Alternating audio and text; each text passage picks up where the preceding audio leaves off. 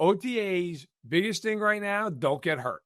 That is the biggest thing. Already saw Steelers tight end Donald Parham tore his Achilles out for the year. Yep. That sucks.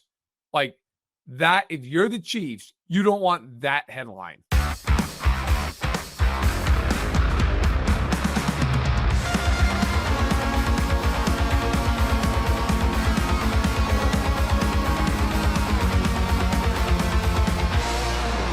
It's That Football Show here on KC Sports Network. Tucker Franklin hanging out with Matt Verderame on your Wednesday edition. Thank you to our partners, Ben Holiday, Bald and Bond Bourbon, as well as Holiday Distillery, the fine folks there. They make this whole program possible. We appreciate you tuning in during the kind of the dog days, getting there to the dog days. It's now June. Yeah, it is. Listen, and I know some people out there, the real hardcore junkies, like, man, there's OTAs going on. Bro, listen. Next week, as I'm borderline in traction following surgery, I'm going to be up in Green Bay, Minnesota, ambling. Let's hope nobody throws a football too far. My reaction is going to be to try to jump and catch it, and then we're going to need the medical staff. But in any event, going up to Green Bay, Minnesota next week, and let's pumped to see PR staffs because they're two of the best PR staffs in the business, and really happy to do all that. But like, OTAs are not an exciting watch. I'm just being real, keeping it real. And no, for everybody in the comments who's already firing up the comment, like, no, I'm not complaining about the fact that I have to go to another. I am more than happy to do it. My point is, it's not real football. Okay, like no. It's not. You can't. Anyone who sits there and is like, I can glean something from this, either doesn't know football or they're a liar. Every once in a blue moon, there's a caveat like there is in life where, yes, some guy is so unbelievable that you're like, all right, that guy's different. But like, if you read a beat writer somewhere around the country going, man, I'll tell you what, this left tackle, he's box office. Bro, there's no pads. Like, you don't know that. No one knows that. Like, oh, it turns out he can't handle a bull rush. Yeah, we didn't know that in May. Like, he's not wearing pads. OTAs, biggest thing right now, don't get hurt. That is the biggest thing. Already saw Steelers tight end Donald Parham tore his Achilles out for the year. Yep. That sucks. Like, that, if you're the Chiefs, you don't want that headline. Okay? You don't want that headline. And if you don't have that, you're good. I think that's a great place to start, Matt, because as we were trying to figure out what to talk about, I think this is a really important thing to talk about that maybe we haven't really hit on any other shows on KC Sports Network. While OTAs being back is fun, it's awesome to see these guys out on the field. It feels like football is getting closer. I don't think people should make these snap judgments of like, wow, Tyquan Thornton looked really good in this individual drill. He's probably going to make the roster. And it's one of those things where, yeah, like the news about Josh Simmons, I think, especially when you have like Andy Reid come out and say like, yeah, he's ahead of schedule. Like, that's different than like watching Sky Moore or seeing a still shot of Sky Moore and being like, wow, look, he's added some muscle. So I think we just need to be careful. Like us as a football community, I know that we want football. I understand. I get it. But with this team, be patient. You will get your football nuggets in training camp in July. You'll be all right. But I just want people to be careful when it comes to the clips you're seeing out, that the Chiefs are putting out, the photos that they're putting out. I can remember, Matt, actually during OTAs, the year they drafted Creed Humphrey, people were going through the photo galleries that they put out to see if there was a left hand on the football. And there was, because he ended up starting his first year. But one of the things is like, people will go to these galleries. They'll look at who's lined up where, because they don't allow media during team sessions. Obviously, you can't get the clips from there. Right. And I do think that you can't glean a whole lot because they are wearing helmets, T-shirts, and shorts. That's not football. Correct. That is just walking around at the YMCA. Look, I also to your point, this is actually you bring up something that this is a very June topic, but it's June, so everybody's going to deal with it and get in the line. Right. Yeah. Look, I personally love the fact that when you go to training camp practice, I'll just use the Chiefs as the example here. So sorry out there to Brad G and all the other PR people, but you guys are going to be the scapegoats on this one because everyone listening is a Chiefs fan. When you go to Chiefs camp, if you've never been to St. Joe's, all right, they have multiple fields. The fans are basically around a couple different sides of the field. So like on one side of the field, there is all like the medical tents and some different stuff like that the Chiefs have to help the players out, help coaches out. And then there are fans on the one end of the field on the end zone side, and then they're on the hill, and then there are fans on the wide side, and then on the back, trees and whatnot. And so the media, if you're credentialed, you're up in a tent up above the hill that the fans are on. And as you very well know, if you're not in that tent, you can sit there and film practice all day long. You can film it on your phone, tweet it out. I mean, hell, Eddie High's made it. The man should be a billionaire. Shout out Eddie, man. Shout out Eddie. I love Eddie. All right. Well, man, back in the day, I'd sit there and Eddie High was coming through for everybody. All right. Yeah, it was. And so what kills me is when you're up in the tent and they start to do the fifth period of practice and you hear like, all right, cameras down. And you're like, yep. You understand that everyone's seeing this, right? Like, this is open air information at this point. This is not 1972. Like, everyone has a camera in their pocket. So yes, like you won't see a tweet from me or Nate or Matt Derrick or Pete Swing. You're seeing everywhere else. Like what is the and by the way, just to be clear, the Chiefs are not the only team. Like every team. You're right. It's not a Chiefs exclusive problem. The Chiefs are not every team does this. Yes. It makes me laugh to no end. Like you guys know this is all going out there, right? Like you're aware of that. You're not hiding in it. I was at a practice. I think it was last summer. They run together. I think it was last summer where Justin Ross, like, he clearly hurt his hamstring. And it wasn't horrible. Even it's like when he tweaked it, whatever. He's kind of walking it off. He's holding it. Mm-hmm. So me and a handful of the other beat writers were like, oh, Justin Ross seems to have aggravated his hamstring going off to the medical tent. Immediately get hey, guys, listen. Gonna need you'd like you to delete those because we don't want to speculate on where the injury is. It's like, I got to tell you, he doesn't have a concussion. Like, it's pretty obvious what he did. We don't know it, though. I'm like, okay, I mean, technically, this could be a Civil War amputation in the tent, but I'm going to go ahead and he clearly has a hamstring injury. And teams are so finicky about that kind of stuff. And it just, they are. I'm waiting for the team that finally just realizes that this isn't these aren't war secrets. Guys, it's okay. Right. Like, it really, honestly, it's okay. And I know the coaches are the ones behind it. It's not the PR. Yes. The coaches are like, hell. Can't let them know we're practicing screen passes. Like I always wonder, like, let's say the Chiefs run a screen in week 1. Mm-hmm. Is Jim Harbaugh standing on the sideline down in Rio being like, son of a bitch, I didn't think they ran screens. Like, I didn't know they had that in their book. Like who is this secret keeping in the dark here? I just, in any event, I look forward to just going to camp and doing my camp and just I love that when you get to period 6, you're like, all right, cameras down, phones down. It's like, no one's gonna know you're running a sale concept this year. Now you've got them fooled. This ought to be your ticket to the Super Bowl. It just kills me. My favorite part of training camp is always the obligatory person that the whole Chiefs fan base falls in love with to make the roster. Last year, it was Luis Rees-Zammit, right? He did not make the roster.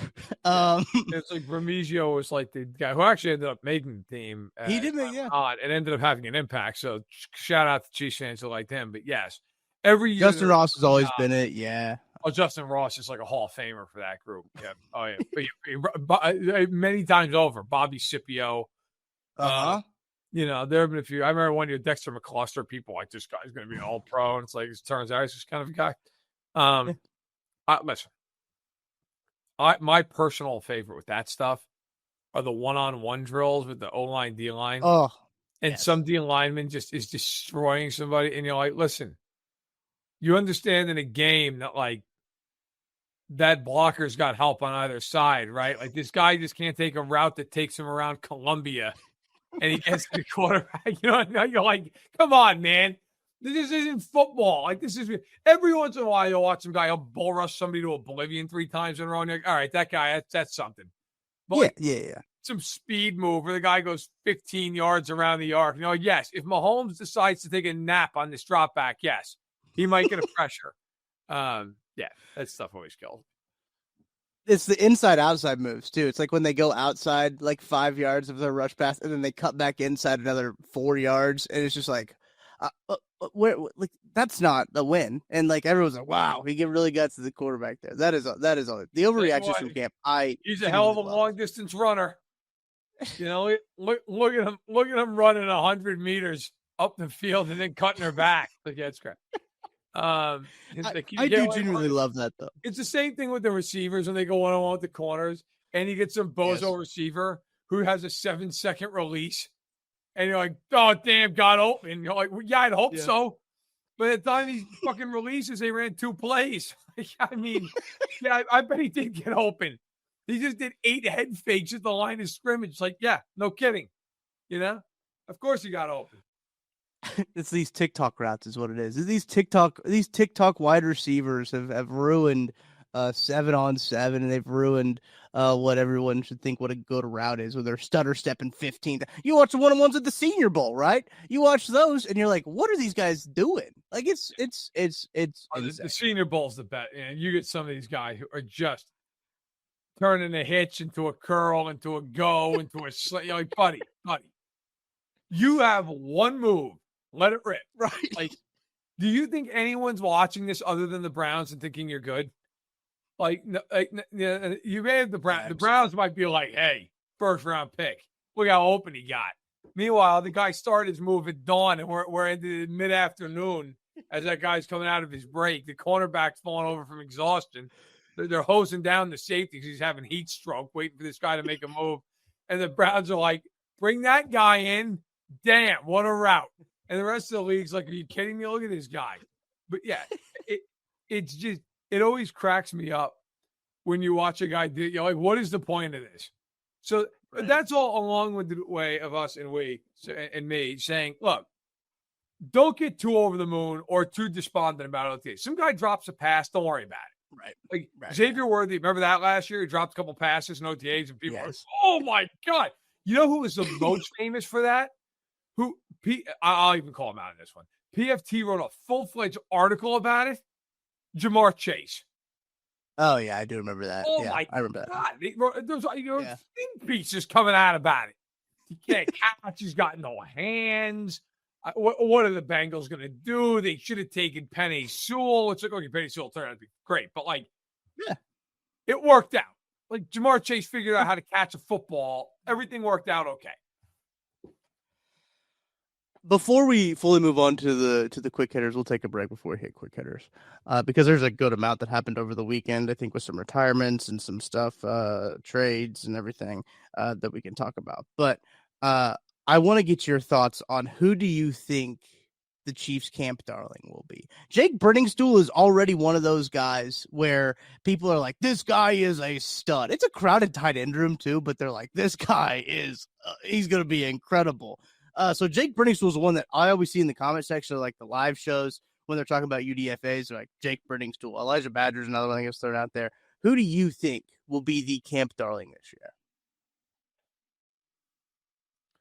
It's got to be somebody who barely has a chance to make the roster, and everybody's ultra excited about him. I think Tyquan Thornton could fall into that category too. Yeah, no, he's definitely because he's fast. Thought of yeah, it's true too because of the speed. God, yeah, I mean he was a thought. I'm trying to think who their UDFAs were. Brenningstool was one. There was another one. Who was the other guy? Elijah Badger was the wide receiver from Florida. He'll be the guy. That's my pick. Yeah. Elijah Badger. The guy's going to listen, nothing against Elijah Badger, but like realistically speaking on the depth chart, you're talking, okay, you got Rice, you got Worthy, you got Juju, you've got Royals, you've got Remigio. I mean, say whatever you want about him. You got Sky Moore, who's been there. You've got Ross still somehow. You have, I mean, they have, who am I missing? They've got other guys too. I know there's another guy I'm not even thinking of that they've got. Up real quick. I'm missing something. I know there's another guy that I'm not even thinking of that they have on the team. Chiefs wide receiver depth chart right here. Xavier Worthy, Hollywood Brown, Hollywood Brown. That's what I didn't say. Yep. So Elijah Badger at a bare minimum is coming to this thing like ninth. Okay. And you will have people who 1,000% make the team, wide receiver 3. It's like, no, I don't think so. So yeah, he's my pick. He feels like the guy that everyone will latch onto, especially after he has some crazy fourth quarter, against the Bears with whoever the hell's throwing the ball to him, and some camp arm. And yeah, we'll do that whole thing. But yeah, he's my pick, Elijah Badger.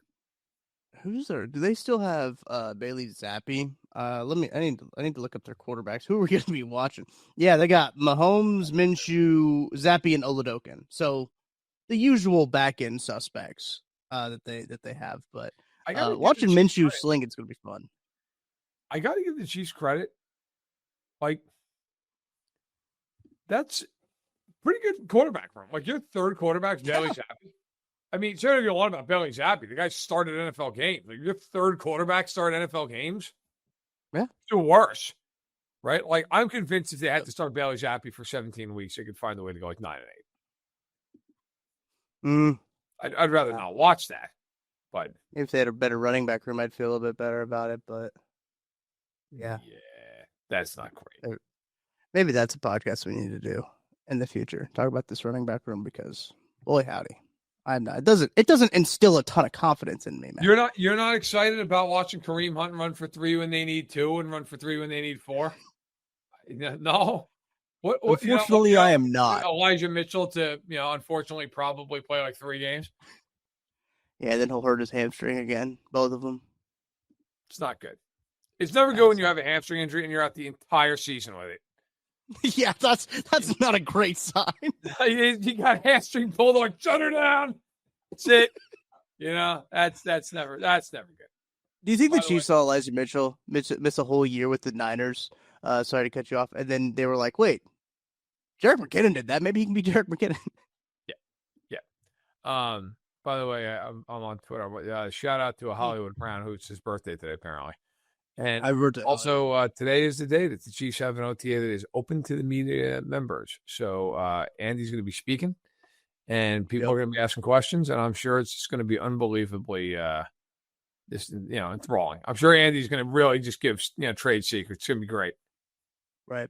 So we got to get this podcast out before he talks. So, but no, I think our conversation on OTAs is evergreen. So that's good. Yes. All right, let's take a quick break, and then we'll be back, and we will hit some quick hitters from around the league. Chiefs. Looking for tickets for your next event? Tickets for Less is your #1 source. Save big on every purchase when you use promo code KCSN at ticketsforless.com. Success in real estate takes more than vision. It takes the right financial partner. When someone takes something rundown and turns it into something great, that's called a comeback story, like Brain Group. They take distressed properties here in KC, completely rework them, and then turn them into valuable real estate. But that kind of work needs the right bank behind it. Enter Emprise Bank. They're not about cookie-cutter loans. They saw Brain Group's vision, backed them, and now they're making big moves in Kansas City real estate. Talk about your partner in possible. Emprise doesn't do one-size-fits-all financing. They invest in potential and back growth. Visit emprisebank.com/KC to learn more. Emprise Bank, member FDIC, equal housing lender. Folks, it's playoff time, and if you're still just watching games, then you're missing out. With Pick 6 from DraftKings, you can turn your hoops knowledge into real cash. Just make your picks, track your score, and if you hit all 6, you're looking at bigger payouts than Prize Picks flex plays. Nobody's dropping better payouts than Pick 6. Hit 6 picks, and that's 25 times your cash. And if you beat your competition, you could be looking at a 500 times bag in your pocket. And right now, new customers can get $50 in bonus picks with just a $5 entry. Here's what you got to do. The playoffs are on, so why not take a shot at making a little money while you're watching? Download the DraftKings Pick 6 app right now and use code KCSN. That's code KCSN to play $5 and get $50 in bonus picks. Better payouts, bigger wins, only on Pick 6 from DraftKings. The crown is yours. Gambling problem? Call 1-800-GAMBLER. Help is available for problem gambling. Call 888-789-7777 or visit ccpg.org in Connecticut. Must be 18 plus. Age and eligibility restrictions vary by jurisdiction. Pick 6 not available everywhere, including New York and Ontario. Void where prohibited. 1 per new customer. Bonus awarded as non-withdrawable Pick 6 bonus picks that expire in 14 days. Limited time offer. Terms at pick6.draftkings.com/promos. All right, it's time for everyone's favorite news segment. It's Quick Hitters. A lot of news from around the NFL did happen over the weekend, especially for a weekend that was going into June. First off, Eagles trade Bryce Huff to the 49ers. This was speculated on Friday, but then officially he passed a physical and went to the 49ers on Monday for a 2026 mid-rounder. That was all that was reported about the trade, a 2026 mid-rounder. Thoughts with Bryce Huff to the Niners? I mean, for the Eagles, it's a fleecing in a sense that you were going to cut this guy. So the Eagles, I think I read now, have 13 picks next year in the draft. That's insane. Howie Roseman's just collecting, just moving and shaking left and right. Howie Roseman is ridiculous. So it's a win for the Eagles. I understand when the Niners did it. The Niners have Nick Bosa and me essentially up front right now. And so they were like, listen, you know where Bryce Huff was good? With the Jets. You know who his coach was there? Robert Saleh. You know who our new defensive coordinator is now? Robert Saleh. So let's give that a shot and see what happens. So I understand it. I mean, look, my concern with Bryce Huff is Bryce Huff basically had like one good year. But, you know, if Saleh, you know, is vouching for him and thinks they can get something out of him, why not give up a mid-round pick? For the Niners, you're kind of all in here in the next couple of years. So you might as well just go for it and hope for the best. I agree.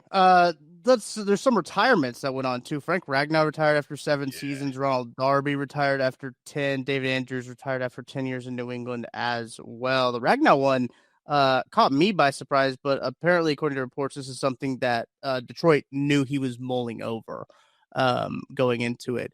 Thoughts on Ragnow's retirement and what it does for the Lions front now? I think it's really, look, I would make an argument that is a legitimate, massive deal for Detroit. I mean, you're talking about a guy who's 29 and an all-pro center who now is just gone.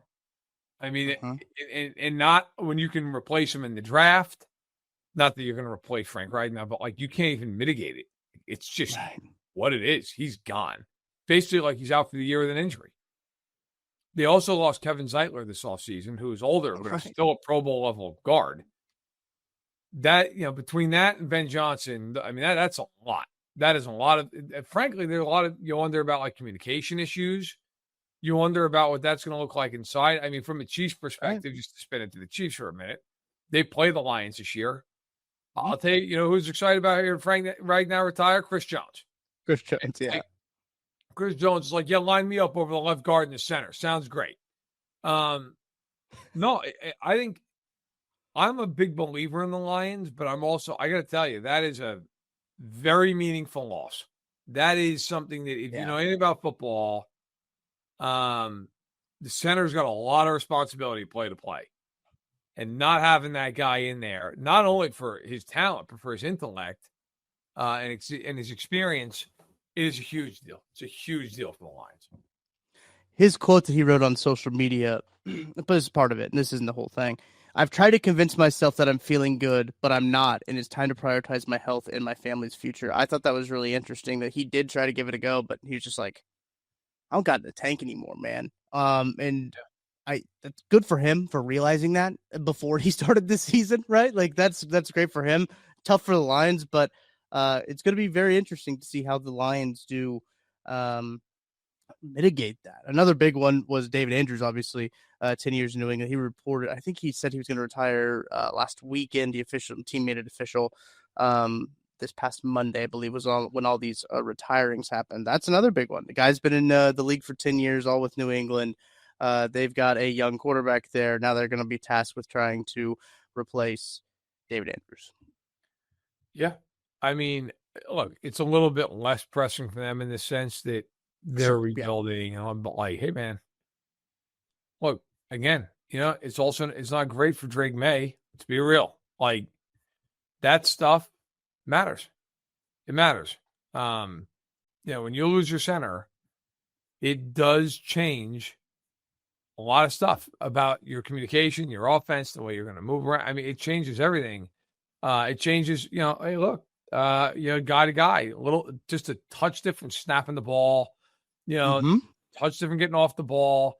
And that sounds like really nitpicky, stupid stuff. In the NFL, that matters. In high school ball, whatever. In the NFL, I mean, an eighth of a second getting off the football matters a lot. Yeah. That is the difference between getting into a guy's chest and getting run over like a freight train. Like that matters in the NFL. So, yeah, no, those are significant. The Ragnow one, because he's not a contender, is really significant.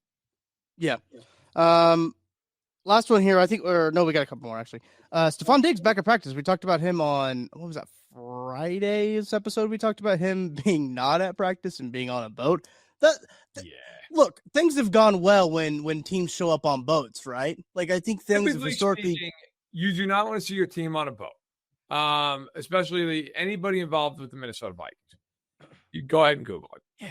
Yeah. But maybe not at work.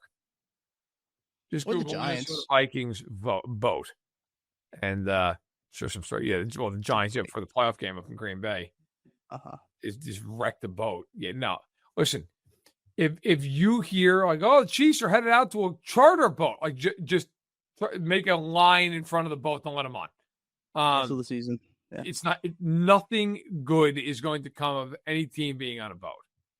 People pretend like they're in international waters on a boat. There's nothing applies. Doesn't matter.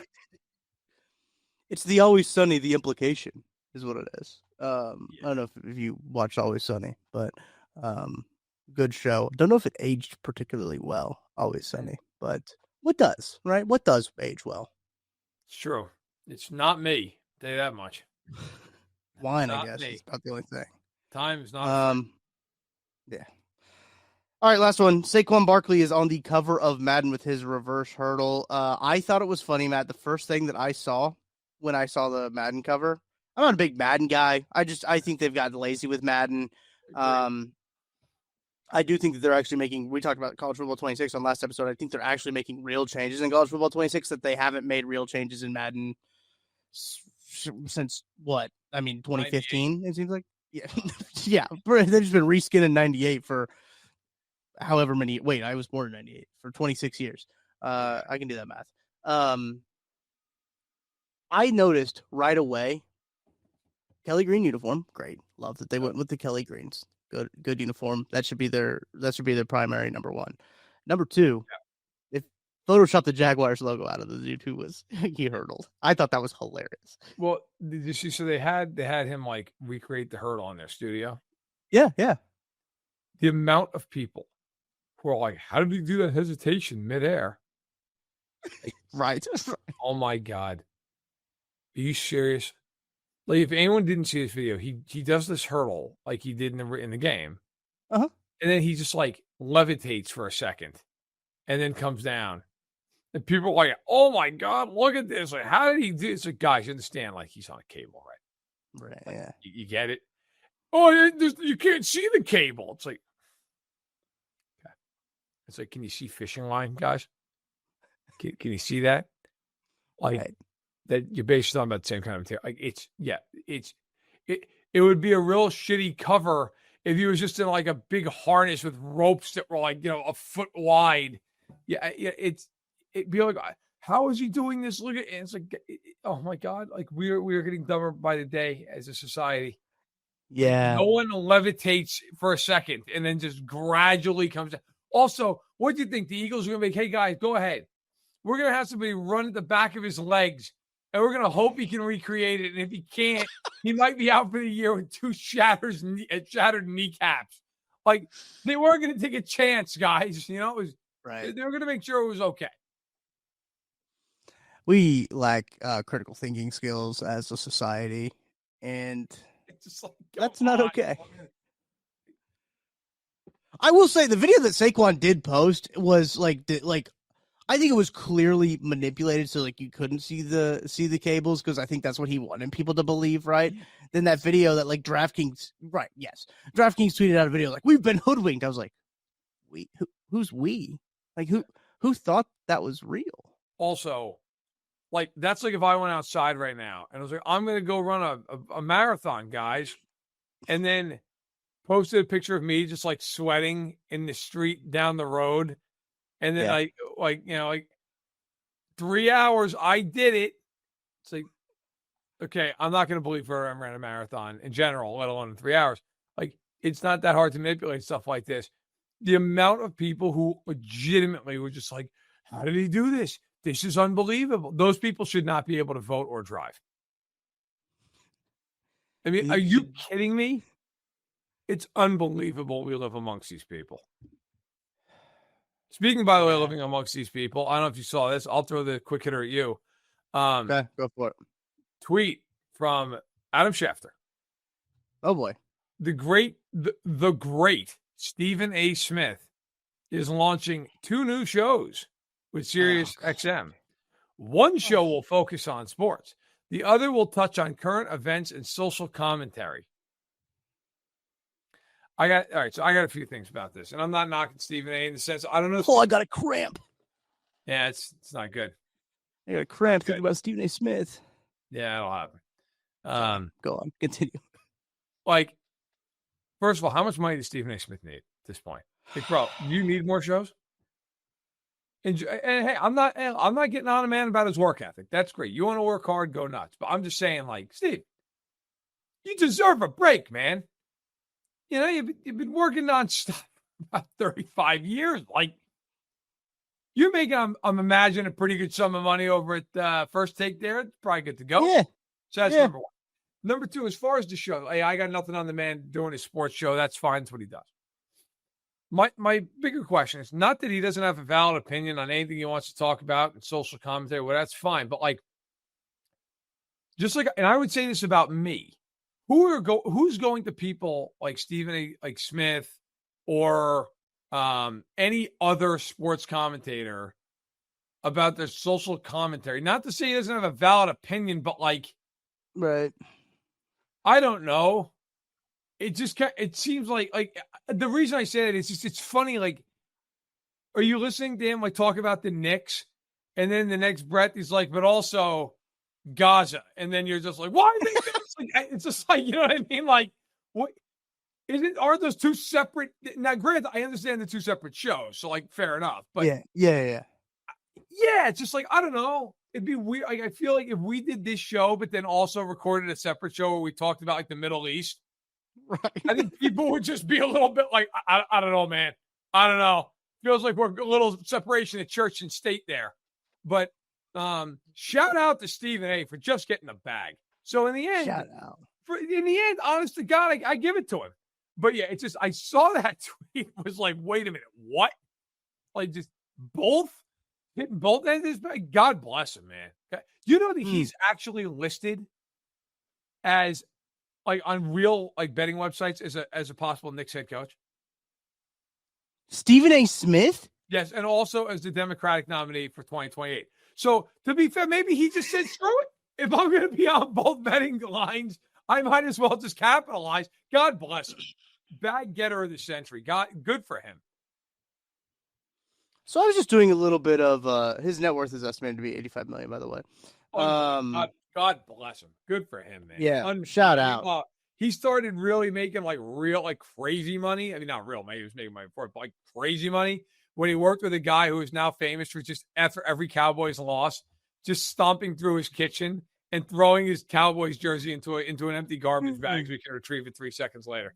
It's awesome. It's a great job by Stephen A. So this is his channel. His shows will air on Mad Dog Sports Radio.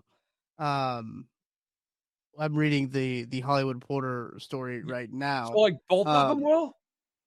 I think both of them will. Richard, that's my point. Then, like, it's like you're just listening in, like talking about the Knicks, talking about the Yankees. Oh, never mind. Which will air on a non-sports Sirius XM channel to be announced at a later date. That makes more sense. Because I was like, that seems like a really odd transition. Yeah, yeah, and especially for Sirius XM, they have got so many like verticals that they can put things in.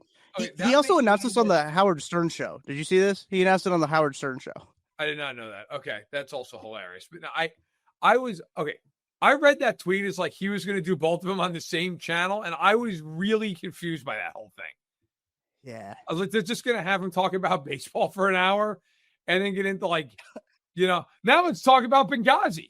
I was that seems like a dangerous game for everybody involved here. But so you bring this up, and I was like, he must hate his wife. Then if he just like he doesn't want to be around her at all. He's not married, so like, that actually makes a whole lot of sense. He's got all the time in the world. I was like, God, when is he gonna go home? That's like kind of the part that I think of is like he's doing First Take now. He's doing these two shows. He also has his own Stephen A. Smith podcast. NBA Countdown. Does he do post game as well for NBA? Well, no, they're doing ESPN's got. Did they get NBA on TNT? They get that? Yeah, they did. Yeah. They have that contract now, so they're gonna have Inside the NBA, right? That's the plan that they're gonna have. I understand. So he's probably not gonna do post game. So maybe he can go home after games get done. After doing 6 shows. I mean, listen, all kidding aside, I respect the hustle. Like it's an insane amount of work. Insane. Yeah. God bless him, man. Go get that money. But yeah, I just my first 2 thoughts when I saw that tweet were like, Jesus, like, does this guy ever sleep? Like, just go home. Like, put your feet up, put your feet up on a bed of money. And then secondly, like, if those 2 shows are on the same station, this is going to be unbelievable. But okay, that makes more sense that they're separated. So hey, kudos to Stephen A. But man, I do have questions about people who get like their sports advice and then also like political commentary and then life advice, all from like the same sort. It's like I feel like we're just kind of putting ourselves in a little bit of a box here. But hey, what the hell? Who am I to judge? I just looked up his contract he signed with ESPN. I mean, that was fairly recent, right? Yeah, it was in March. 5-year, $100 million extension. Good money. He's doing all right. Good. Making more than the entire Chiefs running back room by a wide margin. Can he run the ball? All right. Can he run the ball? No. What did he average 2 points a game in college basketball or something like that? No, that was Skip in high school. Oh. One of the greatest moments of all time on television was when Jalen Rose just eviscerates Skip Bayless on a live time. I was watching it when he did that. I will never forget watching that and just, oh my God, unbelievable! And then they had the postscript to that. For anyone who does not know what I'm talking about, go Google Jalen. Actually, just go to YouTube and just type in Jalen Rose, Skip Bayless. Watch it, and then understand that was such a big deal at the time that the next show was an hour and a half of those two just talking about what happened the day before. It was one of the all-time eviscerations on television. It's incredible. It's fun, baby. Awesome. Yeah. Man, that Fab 5 team. That Fab 5 team was unreal. All right, that's gonna do it for this Wednesday edition of That Football Show. We'll be back on Friday. I think we already kind of put the cart before the horse. We were power rank cereals. I think we talked about that on Friday's episode. But I will say, you won the Twitter poll. I won the Instagram poll, though, for the candy power ranking. Also, keep in mind on the Friday show, I'm going to be a dad of back surgery. I may be on a wild amount of medication. So if you're like, why did Verderame do power rankings of cereal and he named a recumbent bike? That's why. Okay. That's why. Hell yes. I forgot about that. So maybe we won't have a Friday show. We'll see how I'm doing. Jury's still out on that one. We'll let you know when they convene and they make a ruling. But somebody did suggest that we should break up the candy because I went more like you should do more sour, like other candy and like chocolate bars type of deal. I think that's something we could explore. They become the producer. They can let me know. Yeah, I appreciate their thought, but I'm not doing extra work here. Okay. And that's going to do it for that football show today. Thank you guys so much for listening, liking, and subscribing. Hit the like button for one OTA standout. One like equals one OTA standout that you get to obsess over. Hit the subscribe button to become a ball knower as well. We'll be back on Friday from Verderame and Tucker Franklin. Thank you to Ben Holiday, Bottled and Bond Bourbon, and Holiday Distillery. We will talk to you guys on Friday.